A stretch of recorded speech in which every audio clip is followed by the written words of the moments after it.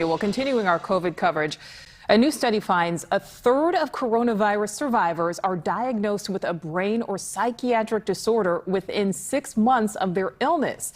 That study, co-led by a scientist from Oxford University, looked at the health records of nearly 250,000, mostly American patients.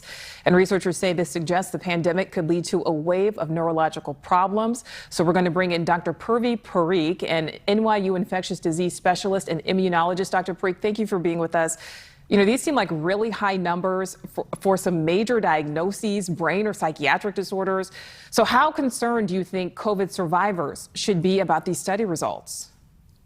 No, it is concerning. You know, we already knew a lot of the COVID long haulers had brain fog, trouble concentrating, but now we're seeing mental health disorders like depression, anxiety, and although it's rare, even some are getting stroke and dementia afterwards. So it just shows how devastating the impact of this virus is and how it's much better to prevent getting it, you know, by vaccinations rather than getting ill and suffering for this. We don't know how long these after effects will last. Is it months? Is it years? It's concerning. Absolutely. And speaking of the vaccine, there is news that the vaccine could provide relief for those with those COVID long hauler syndrome. And that we know that there's a doctor out of Cleveland who says a patient's symptoms cleared shortly after receiving the vaccine.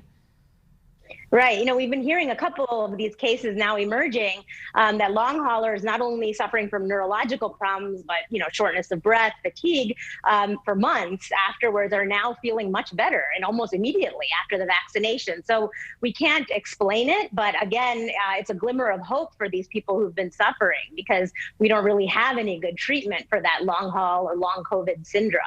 All right. And finally, doctor, your thoughts about the link announced today between AstraZeneca's vaccine and blood clots. And of course, this particular vaccine not yet approved for use in the U.S.